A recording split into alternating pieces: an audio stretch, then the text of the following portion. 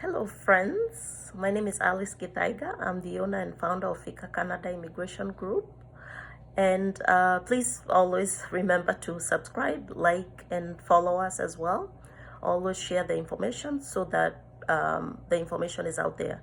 Information is power, and I want this information to spread like wildfire so that anybody who has interest in coming to Canada have a better idea of what application they should do, what is the best pathway for them, what do they do once they get here. It's good to know. All right, so today's topic that I wanted to cover, I will be covering study visas. I will share 5 or 6 things that are very important to consider before you decide to apply for a study visa. The first thing you want to look at when you're applying for a study visa is your previous education. Have you finished high school? Most programs want you to at least finish high school. If you're coming for college, you have to have finished high school in your country. Or if you're coming to study for high school, you can actually come to study for high school in Canada. What previous grade did you study in your country? Okay, so let's assume that you're all applying for college admission, and these are the things that typically you think about before you do an actual application. The first thing you want to look at is the program of study. What do you want to study?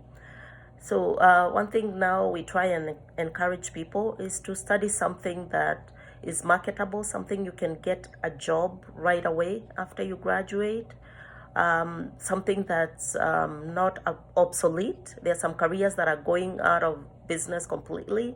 There are some careers that will die within the next 5, 10, 15 years. So you always want to find a career that, a diploma program or a degree program that will enable you to keep evolving and to always be marketable and always be in the career market, job market, running your own business, whatever that is. So find a program that is marketable and something that's going to be in the market for a long time. It's not obsolete. Okay. The other thing to consider is how long is the program? Is it a 2-year? Is it a 3-year? Or is it a 4-year?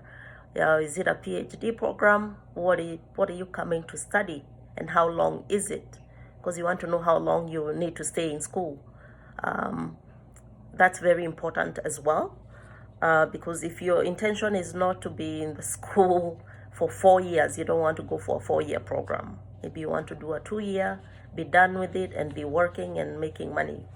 The other thing you want to consider, of course, is the costs. How much will this program cost? If you're being sponsored by your parents, they are the ones paying for your school, for your tuition, your books, your housing, you want to make sure that they can afford it. If you're paying it yourself, you want to make sure that you can afford it without having to bankrupt yourself or go into so much debt that you graduate and then now you're in a mountain of debt. So you want to make sure it's a program that you can actually afford. The other thing is, of course, what is your interest? You don't want to do cybersecurity if you like nothing to do with internet and you don't like being on the computer all day. You don't like to do analytics. You don't want to do any of that. So you pick a program that you're going to be interested in, because always something that you're interested in, you'll always do well because you're curious about it. Something that you have interest in, you'll excel in, because it's not about you finishing and making money.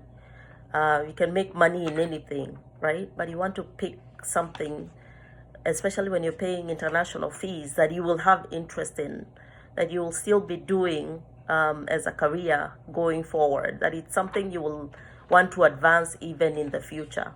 So don't pick something where you're like, oh, yeah.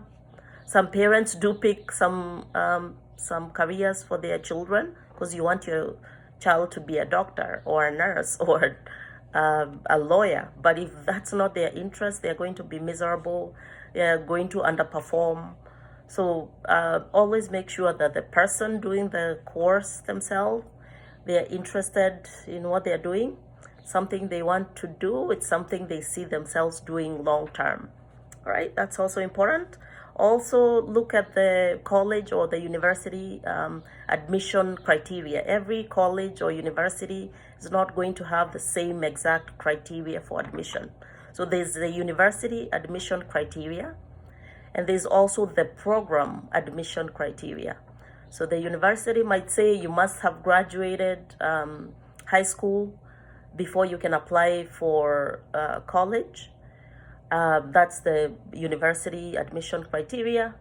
But the program requirements might be you must have passed sciences. If you're coming to do like cyber security, for example, or you're coming to be a nurse or a doctor, they will always have those sciences. You have to have a maybe B or B minus in all the sciences, in all the chemistry, the maths, the biology. So make sure that the program you're coming to study, if they want a B minus in all the sciences, then you have it. Because if you don't have it, they will not admit you because you don't meet the criteria. Some schools will tell you, okay, this is what you have to do the first year you come, the first semester, you have to do that biology or something and get the B. So maybe you had a C, they tell you, okay, you can come, but you must do the biology 101 at the college, and you must get the B minus that is required to enter the program of your choice. So check the college or the university international admission criteria for the program and see what their requirements are. Make sure you meet them, or make sure that they are giving you an opportunity to meet that criteria. All right, the other thing is, of course, you want to know when is the program starting.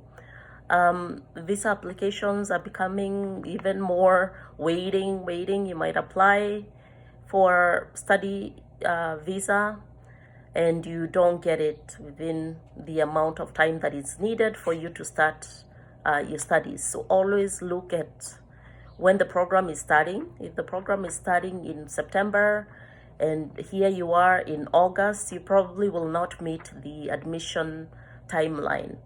So always look at the program, when is the program starting, and then how long will the visa approximately take. Some visas could take 2 months, some could take up to 3 months, depending on the country where the visa is originating. So always make sure you look at the timelines so that you can apply for the school, meet the criteria, get your admission letter, and then apply for the visa in time for the time for your studies to start. All right, so those are the 5 criterias that you need to look at before you can even look at the before you can apply for the admission to the college or the university. So now once you've met all these, you've figured the program you want to study, you have figured the college you want to come and study. If the college is in BC, you look at where the school is there housing, is there do you know anyone there, or are you just coming to stay at the school, study at the school, and live at the school? So always look at the college and where you're coming. Be familiar with the area, be familiar with the college itself. Most colleges are self-sufficient. They have libraries in there, they have a cafeteria. You can live on campus if you can afford it. There's a gym, there's all sorts of things. So they're self-sufficient. So always look at the college you're coming, do a little background check on it, make sure they have everything that you need to sustain yourself at the college, and then do the application. The application is very simple. The university international department are always so helpful because they know you're coming from abroad. So they will take you step by step. They'll tell you exactly what to send. If they want your transcripts and diploma through their email, they will show you the email. They will tell you we've received. They will evaluate. They'll tell you we need this, do this, and then they will give you an admission letter. Once you've met the criteria, they will give you an admission letter. Now, the admission letter is what you take plus your valid passport. Have a passport that's longer than your program.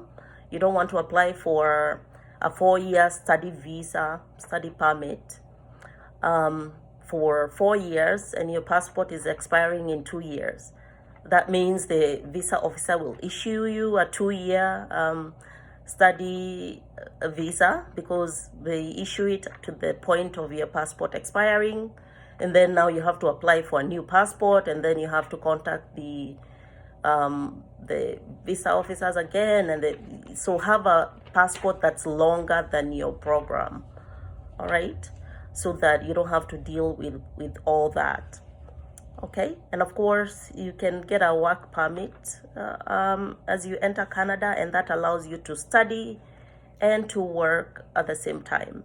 So that gives you a little bit of extra money as you study. You can study Monday to Friday, and then you can go to work on the weekend or evenings, or however that works. So you get your admission letter, you attach your passport that's longer than your program, you attach other supporting documents. Financials are very important. They want to make sure that you can afford the program you've applied for. Again, if it's a 2-year, you have enough money. If it's a 4-year master's program, it's going to be more expensive than a bachelor's degree. So of course, make sure that you have those funds.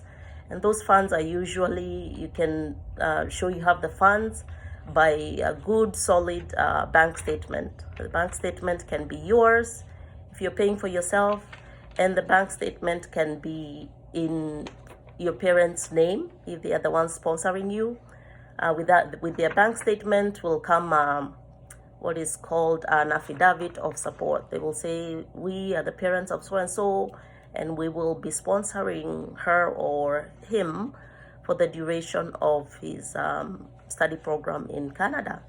So hopefully this has given you a baseline of what you need in terms of applying for a study visa.